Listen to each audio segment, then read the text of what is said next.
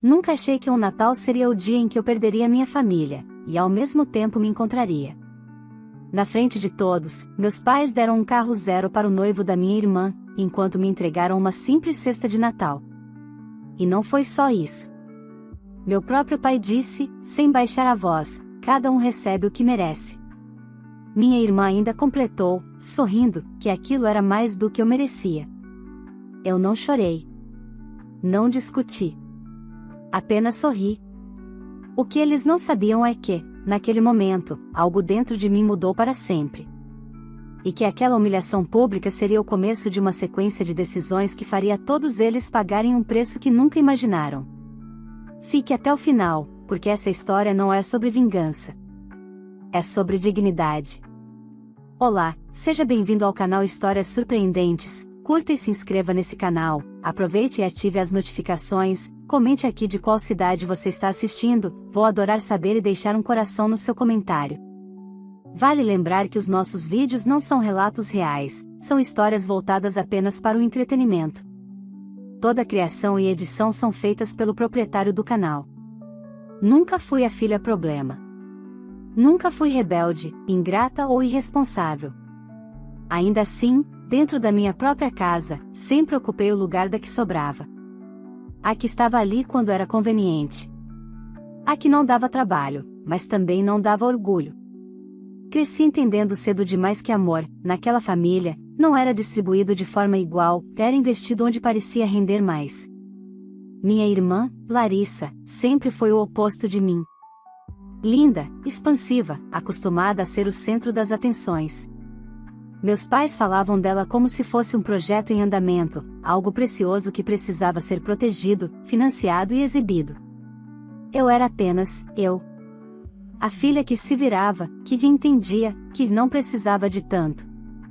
Mesmo depois de adulta, trabalhando, pagando minhas contas, nunca deixei de sentir que precisava merecer cada migalha de reconhecimento. Ainda assim, continuei indo aos almoços de domingo, aos aniversários, aos natais. Parte de mim ainda insistia em acreditar que, em algum momento, as coisas mudariam. O Natal daquele ano parecia prometer algo diferente. Meus pais insistiram para que fosse na casa deles, disseram que queriam reunir a família como antigamente. Larissa também estaria lá, com o noivo, Renato, um homem que havia entrado na família há pouco tempo, mas já era tratado como filho. Cheguei cedo, como sempre. Ajudei minha mãe na cozinha, arrumei a mesa, ouvi comentários atravessados disfarçados de brincadeira. Meu pai mal falou comigo. Larissa chegou mais tarde, vestida como se fosse a estrela da noite, e Renato veio logo atrás, sorrindo, confiante, ocupando um espaço que eu jamais consegui ocupar naquela casa. A troca de presentes aconteceu depois da ceia. Risadas, celulares apontados, taças erguidas. Quando meus pais pediram que todos fossem até a garagem, eu estranhei. Foi então que vi o carro. Um carro novo, ainda com um laço vermelho no capô, brilhando sob a luz branca. Meu pai entregou a chave a Renato com orgulho nos olhos. É um presente nosso, ele disse. Para ajudar vocês a começarem a vida. Todos aplaudiram. Larissa chorou. Renato agradeceu como se aquilo fosse o reconhecimento natural de quem sempre mereceu tudo. Depois disso, voltamos para a sala. Foi quando minha mãe me entregou uma cesta de Natal simples, dessas prontas de supermercado. Panetone, biscoitos, uma garrafa de suco. Nada personalizado. Nada pensado. Meu pai foi direto, sem desviar o olhar, cada um recebe o que merece. Antes que eu pudesse reagir, Larissa completou, sorrindo, agradeça por essa cesta, mana. É mais do que você merece. O silêncio que se seguiu não foi constrangedor para eles. Foi apenas definitivo para mim. Naquele instante, algo se rompeu. Não chorei. Não discuti. Apenas entendi. Entendi que não era distração, nem falta de sensibilidade. Era escolha. Eles sabiam exatamente o que estavam fazendo. E, pela primeira vez, percebi que continuar ali era concordar. Sorri, agradeci pela cesta e me despedi pouco depois, sob olhares indiferentes. O que eles não sabiam é que aquele Natal não marcava apenas mais uma humilhação. Marcava o começo do fim da história que eles achavam que controlavam. Porque, a partir daquela noite, eu parei de tentar ser aceita, e comecei a agir. Saí da casa dos meus pais naquela noite com a cesta de Natal apoiada no banco do passageiro, como se fosse um lembrete físico do meu lugar naquela família. Dirigi devagar, não por prudência, mas porque algo dentro de mim ainda tentava entender quando exatamente eu tinha deixado de ser filha para virar apenas um detalhe incômodo.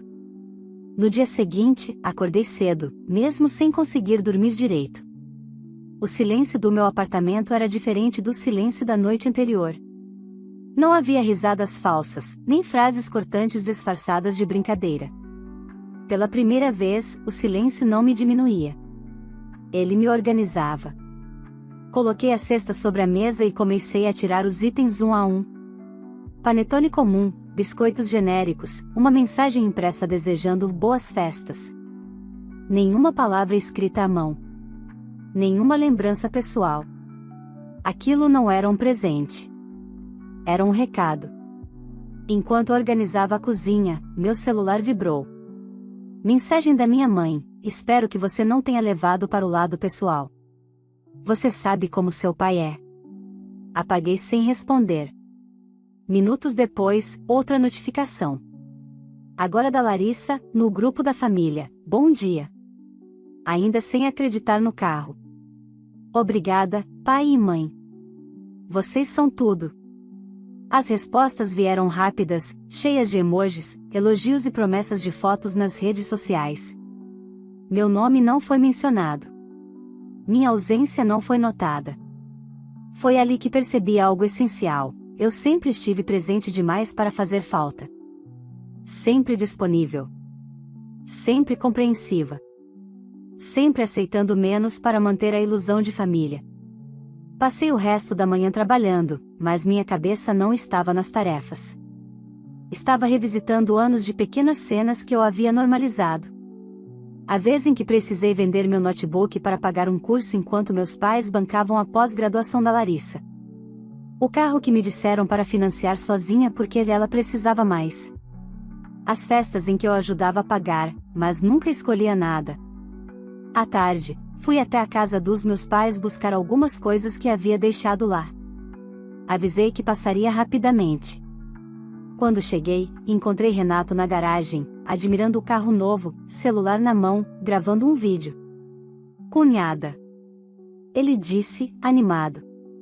Já viu como ele responde rápido? Isso aqui é outro nível. Concordei com a cabeça. Ele continuou falando, sem perceber que eu mal escutava. Comentou sobre viagens, status, oportunidades. Em nenhum momento perguntou como eu estava. Dentro de casa, minha mãe parecia nervosa. Arrumava coisas que já estavam arrumadas. Meu pai mal levantou os olhos quando entrei. Vim pegar minhas coisas, falei, calma. Algumas roupas e documentos. Minha mãe suspirou. Você está exagerando. Foi só um presente, não uma declaração de guerra. Olhei para ela por alguns segundos antes de responder. Não foi o presente. Foi o que vocês disseram depois. Meu pai soltou uma risada curta. Lá vem drama. Você sempre foi sensível demais. Aquilo não doeu. Surpreendentemente, não doeu.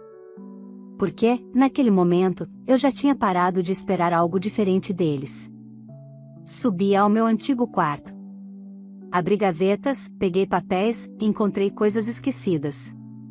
Entre elas, uma pasta com comprovantes antigos. Transferências que fiz para meus pais ao longo dos anos. Ajuda com contas, consertos, emergências. Sempre sem recibo. Sempre sem agradecimento. Desci com a pasta na mão. Meu pai franziu a testa. O que é isso? Nada, respondi. Só coisas minhas. Ele deu de ombros. Para ele, eu sempre fui nada. Antes de sair, Larissa apareceu na sala, radiante. Mana, não vai dizer nada? Perguntou, apontando para o carro pela janela. Achei que você ficaria feliz pela gente. Sorri. Um sorriso calmo, diferente de todos os outros que já dei naquela casa. Fico, sim. Cada um colhe o que planta. Ela franziu a testa, como se algo naquela frase tivesse soado estranho. E soou. Porque, pela primeira vez, eu não estava falando como filha. Estava falando como alguém que tinha parado de aceitar migalhas, e começado a lembrar exatamente tudo o que tinha dado. Nos dias que se seguiram ao Natal, algo curioso aconteceu, ninguém me procurou. Nenhuma ligação do meu pai, nenhuma mensagem da minha mãe perguntando se eu estava bem, nenhum pedido de desculpa disfarçado. O silêncio deles não era arrependimento. Era certeza.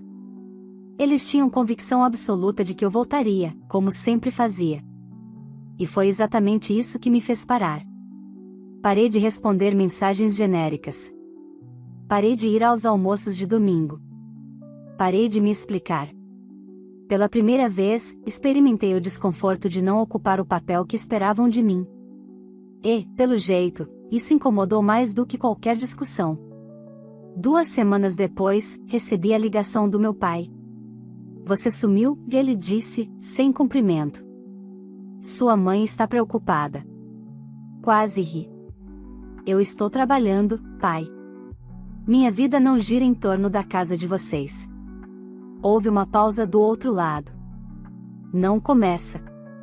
Estamos passando por um momento delicado. Estamos. Nunca vocês.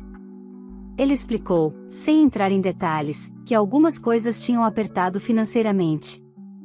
O carro novo do Renato, segundo ele, tinha sido um investimento necessário, mas havia causado ajustes. Ajustes que, curiosamente, sempre sobravam para mim. A gente precisava que você desse uma força, concluiu. Só até as coisas se organizarem. Fechei os olhos por um instante. A cena era antiga demais para ser coincidência. Não vai dar, respondi. Este mês não. O silêncio do meu pai foi pesado. Como assim, não vai dar? Exatamente isso. Não vai dar. Ele bufou. Engraçado, quando é para ajudar você nunca tem problema. Agora, quando a família precisa. Interrompi. Quando a família precisa, vocês chamam a mim. Quando a família comemora, me esquecem. Ele não respondeu. Apenas desligou. Naquela noite, Larissa me mandou mensagem. Você podia ser menos egoísta. O Renato está se adaptando, o carro tem custos, e você sabe que nossos pais não estão nadando em dinheiro. Demorei para responder. Não porque não tinha o que dizer, mas porque, pela primeira vez, escolhi não reagir no impulso. Curioso você falar em egoísmo, escrevi. Nunca vi você se preocupar com o que eu posso ou não pagar. Ela visualizou e não respondeu. Foi então que percebi algo que sempre esteve diante dos meus olhos: eu era o amortecedor. A pessoa que absorvia impactos financeiros, emocionais e práticos para que eles não precisassem lidar com as próprias escolhas. Enquanto eu existisse nesse papel, nada mudaria.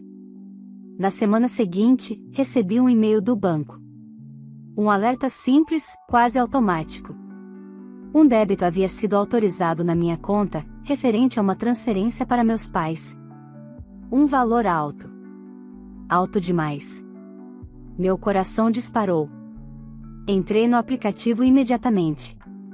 A transferência tinha sido feita usando uma autorização antiga, da época em que eu havia permitido que meu pai resolvesse uma pendência para mim. Nunca revoguei. Nunca imaginei que usariam sem me avisar. Não liguei. Fui direto à agência. Lá, sentei diante do gerente e pedi o histórico completo de movimentações vinculadas àquela autorização.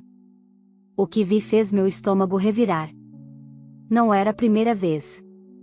Havia pequenas retiradas, espaçadas, sempre justificáveis isoladamente. Um conserto. Uma conta atrasada. Um empréstimo rápido. Somadas, eram anos de uso silencioso. Saí da agência com cópias impressas e uma sensação estranha, não era raiva. Era clareza. Naquela mesma noite, meu pai ligou novamente. Precisamos conversar, disse, tenso. Você foi ao banco? Respirei fundo. Fui. E agora sei exatamente quanto cada um recebe. Ele tentou justificar. Disse que era temporário. Que pretendia devolver. Que eu estava exagerando. Não, respondi, firme. Eu estava sendo usada. E isso acabou. Do outro lado da linha, ouvi a voz da minha mãe. Você não faria isso com a gente, ela disse. Somos seus pais. Fechei os olhos. Justamente por isso vocês nunca deveriam ter feito comigo. Desliguei. Naquela noite, organizei todos os documentos, extratos e comprovantes numa pasta. Não por vingança. Mas porque, pela primeira vez, eu estava preparada para não ser tratada como alguém que não percebe. Eles ainda não sabiam. Mas a partir dali, cada passo que dessem, teria consequências. Nos dias seguintes, vivi uma espécie de calma tensa. Não era paz, tampouco ansiedade. Era a sensação de quem finalmente enxerga o mapa inteiro depois de anos caminhando no escuro. Eu não tinha feito nada além de colocar limites, mas, para eles, isso já era uma afronta. A primeira reação veio disfarçada de normalidade. Minha mãe apareceu no meu trabalho numa tarde qualquer, sem avisar. Sentou-se na recepção como se fosse uma visita carinhosa, ignorando o constrangimento que causava. A gente precisa resolver isso, disse, assim que entramos numa sala vazia. Seu pai está muito abalado. Inclinei a cabeça, esperando o complemento que nunca vinha. Ela respirou fundo. Você sabe que a Larissa sempre precisou de mais apoio. Você sempre foi forte. Ali estava ela. A frase que justificou uma vida inteira de desigualdade. Forte não é sinônimo de descartável, respondi. Minha mãe tentou segurar minha mão. Retirei a minha com cuidado. Você está levando tudo para um lado extremo. Família não funciona com planilha. Olhei para ela. Funciona com respeito. E isso nunca entrou na conta de vocês. Ela saiu contrariada, dizendo que eu estava mudada. Eu estava mesmo. E não pretendia pedir desculpas por isso. Na semana seguinte, descobri que Renato tinha pedido demissão do emprego. Soube por acaso, por um comentário atravessado da Larissa nas redes sociais, reclamando de fases difíceis e inveja disfarçada de moralismo. O carro novo continuava aparecendo nos stories, mas agora sempre acompanhado de frases motivacionais. Meu pai me ligou naquela noite.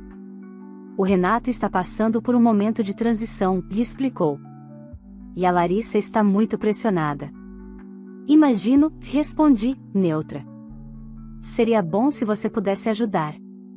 Nem que fosse por um tempo. Sorri, sem humor, ajudar como? Como sempre ajudei. Ele se irritou. Você está fazendo isso por vingança. Não. Estou fazendo isso por sanidade. Foi então que ele perdeu a paciência. Você acha mesmo que pode simplesmente virar as costas para a família? Depois de tudo que fizemos por você?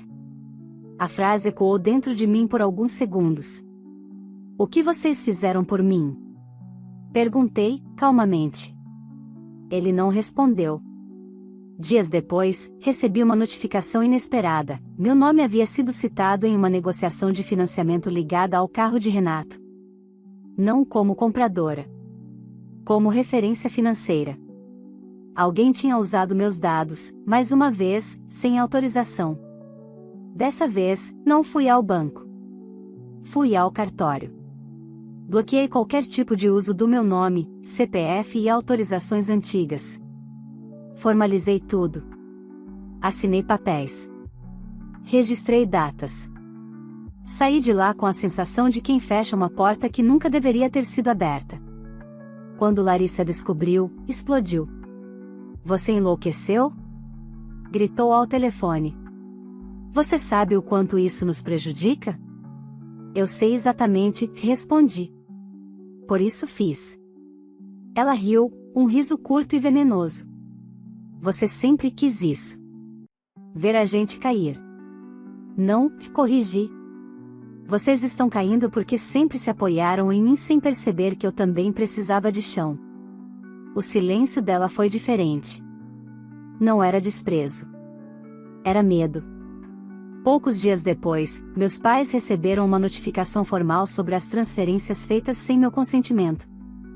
Não era um processo. Era um aviso. Um limite escrito, registrado, impossível de ignorar. Minha mãe me ligou chorando.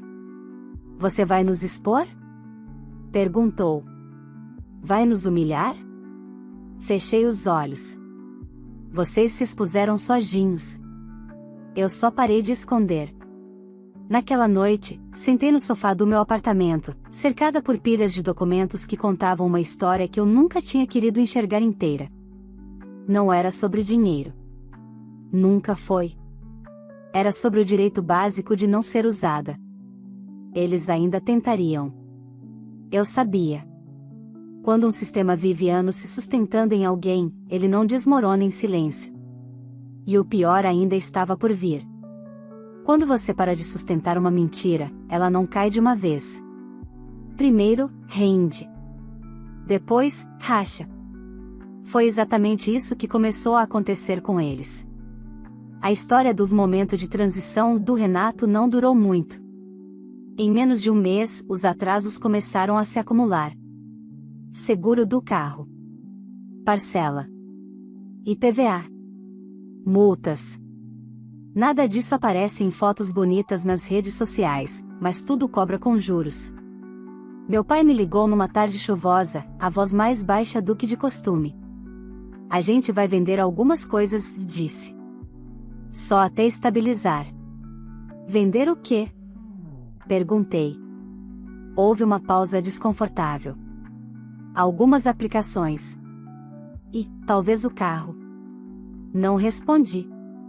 Não por crueldade, mas porque aquela decisão não me pertencia mais. 2 dias depois, Larissa apareceu no meu prédio. Não avisou. Subiu direto, como sempre fez, como se meu espaço ainda fosse extensão da casa dos meus pais. Abri a porta e encontrei uma versão dela que eu não conhecia, maquiagem impecável, sorriso trincado, olhos tensos. Precisamos conversar, disse, entrando sem pedir licença. Sentei no sofá, cruzei as pernas e esperei. Pela primeira vez, não estava disposta a conduzir nada. Você passou dos limites, começou. Criou um clima horrível na família. O Renato está sendo prejudicado. O Renato se prejudicou sozinho, respondi. Ela bufou. Você nunca aceitou que eu tivesse mais. Sempre foi inveja. Inclinei a cabeça. Se fosse inveja, eu teria pedido o que vocês tinham. Eu só pedi para não ser tratada como caixa eletrônico. Ela riu, nervosa. Você acha que está vencendo, né? Se sentindo poderosa. Não, respondi. Estou me sentindo livre. Foi quando ela deixou escapar. Você sabe que o carro está no nome do Renato, mas quem assinou como fiadora foi a mãe. Levantei os olhos lentamente. A nossa mãe? Ela percebeu tarde demais o erro. Não, quer dizer, foi só para facilitar. Meu estômago gelou. Você usou os dados dela? Larissa desviou o olhar. Todo mundo faz isso. É família. Aquela frase foi o ponto de virada. Não porque me chocou, mas porque confirmou tudo. Naquela noite, liguei para minha mãe. Não para acusar. Para perguntar. Mãe, você assinou algo para o carro do Renato? O silêncio do outro lado durou tempo demais. Seu pai resolveu isso, ela respondeu. Eu confiei. Confiança. A palavra que sempre nos mantinha presos. Expliquei calmamente o que havia descoberto. Que o nome dela estava envolvido. Que os riscos eram reais. Que, se algo desse errado, a dívida cairia sobre ela. Ela começou a chorar. A Larissa disse que era seguro. Fechei os olhos. Ela também disse que eu não merecia nada. Você acreditou. No dia seguinte, minha mãe foi ao banco. Descobriu que havia assinado o documento sem entender plenamente. Descobriu que estava, sim, comprometida financeiramente. Descobriu que o presente tinha um custo que ninguém tinha explicado. O clima na casa dos meus pais se tornou irrespirável. Meu pai tentou manter a pose, mas já não conseguia esconder o desespero. Renato começou a evitar visitas. Larissa brigava com todos. A família que sempre se apresentou como unida agora se fragmentava sob o peso das próprias escolhas. Recebi uma última ligação do meu pai naquela semana. Se você tivesse avisado antes. Interrompi. Eu avisei a vida inteira.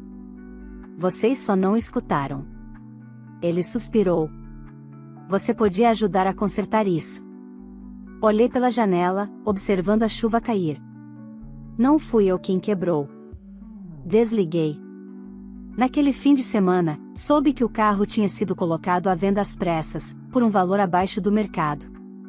Soube também que o noivado estava passando por um momento delicado. Quando a base de uma relação é construída sobre aparência, basta faltar dinheiro para o amor virar cobrança. Eu não comemorei. Não senti prazer. Senti confirmação. A confirmação de que aquela frase dita no Natal, cada um recebe o que merece, finalmente começava a cobrar seu verdadeiro significado. E ainda não tinha acabado. Depois que o carro foi colocado à venda, a casa dos meus pais entrou num estado estranho, quase febril. Não era apenas a falta de dinheiro. Era a perda da narrativa. Pela primeira vez, eles não conseguiam mais fingir que tudo estava sob controle.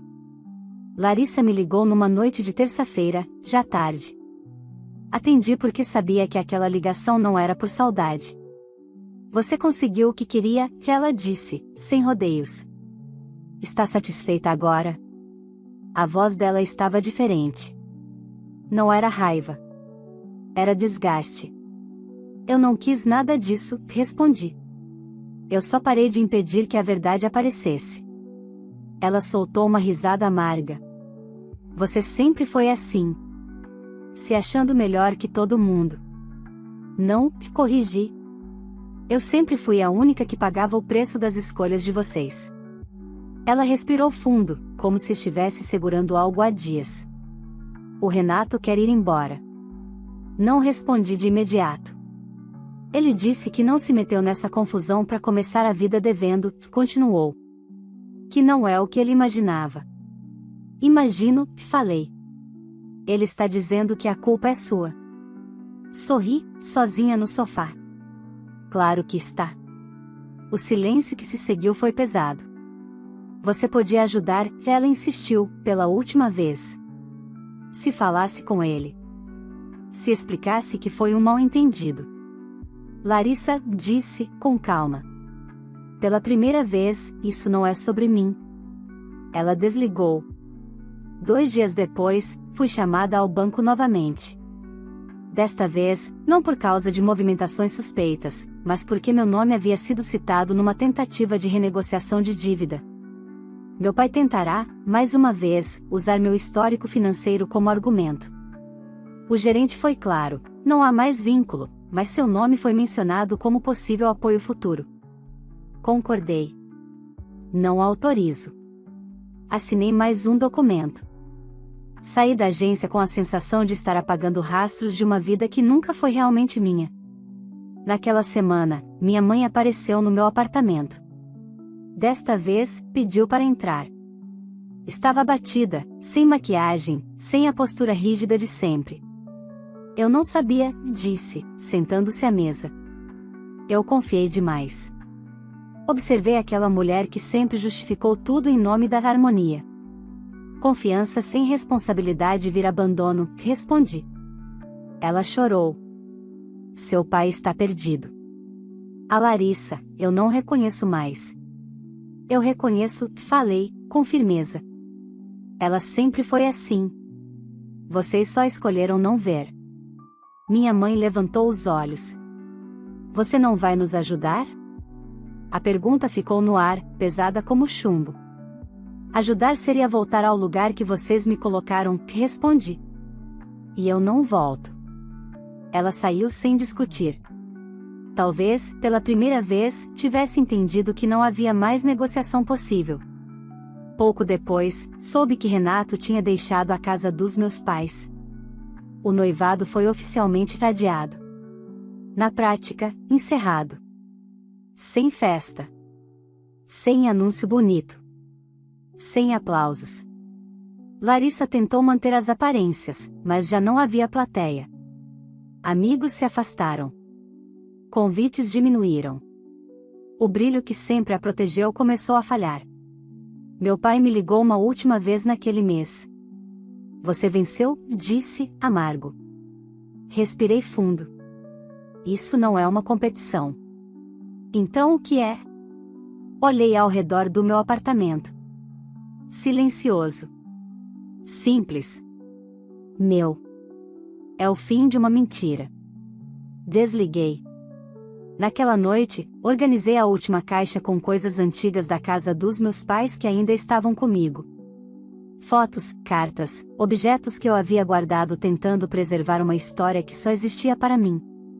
Fechei a caixa. Não por ódio. Por encerramento. Eles ainda tentariam se reorganizar. Larissa ainda tentaria culpar alguém. Meus pais ainda tentariam explicar o inexplicável. Mas nada disso me pertencia mais. Faltava apenas um último encontro. Uma última decisão. E, finalmente, o ponto final que eu nunca tive coragem de colocar. O último encontro não aconteceu por acaso. Meu pai insistiu. Disse que precisava encerrar as coisas como adultos. Marcou num café perto da antiga casa deles, território neutro, como se isso pudesse suavizar anos de escolhas. Cheguei no horário. Eles já estavam sentados. Meus pais lado a lado, Larissa um pouco afastada, braços cruzados, o rosto cansado. Renato não estava mais ali. Aquela ausência dizia mais do que qualquer explicação. Sentamos em silêncio por alguns segundos. Ninguém sabia por onde começar. Pela primeira vez, não era eu quem precisava preencher o vazio. A gente errou, minha mãe disse, por fim. Talvez não da forma que você vê, mas erramos. Meu pai pigarreou. Não foi nossa intenção te machucar. Olhei para ele com calma. Intenção não apaga repetição. Larissa revirou os olhos. Você sempre dramatiza. Sorri. Um sorriso curto. E você sempre diminui. É por isso que estamos aqui. Meu pai suspirou. O que você quer, afinal? A pergunta era sincera. E tardia. Eu não quero nada de vocês, respondi. Nem dinheiro, nem explicação, nem pedido de desculpas ensaiado. Minha mãe arregalou os olhos. Então por que aceitou vir? Pensei por um instante. Para dizer, olhando nos olhos, que eu não vou mais participar dessa dinâmica. Que não vou mais ocupar o lugar da filha que compensa, que cede, que paga. E que isso não é um castigo. É uma escolha. Meu pai se inclinou para frente. Você está nos abandonando? A palavra caiu pesada sobre a mesa. Não, respondi. Eu estou saindo de onde nunca fui cuidada. Larissa riu, nervosa. Olha como ela fala, como se fosse vítima de alguma coisa. Inclinei-me também. Você recebeu um carro. Eu recebi uma cesta e uma frase dizendo que era mais do que eu merecia. Isso não é percepção. É fato. Ela abriu a boca para responder, mas minha mãe a interrompeu. Chega, Larissa. Foi a primeira vez que ouvi minha mãe dizer isso. Tarde demais. Levantei-me devagar. Eu vim para encerrar. Não para negociar. Meu pai perguntou, com a voz falhando, e se um dia a gente mudar? Pensei antes de responder. Mudanças verdadeiras não exigem plateia. Se acontecerem, serão para vocês. Não para me convencer. Peguei minha bolsa. Desejo que encontrem o equilíbrio que sempre buscaram nos outros. Mas eu não estarei mais disponível para sustentar isso. Minha mãe começou a chorar. Não a abracei. Não por frieza. Mas porque consolo, sem mudança, vira mais uma forma de manter tudo igual. Saí do café sem olhar para trás. Naquela noite, em casa, sentei no chão da sala com uma caixa vazia. Não havia mais nada para guardar. Nenhum documento, nenhuma lembrança pendente. Apenas espaço. Meses se passaram. Soube, por terceiros, que meus pais venderam a casa e reduziram drasticamente o padrão de vida. Que Larissa voltou a morar com eles, agora sem noivo, sem planos grandiosos, sem plateia. Soube que ela dizia que eu me afastei por orgulho. Talvez. Mas orgulho, descobri, é diferente de dignidade. Hoje, minha vida é simples. Organizada. Minha. Construí relações em que não preciso provar valor, apenas existir.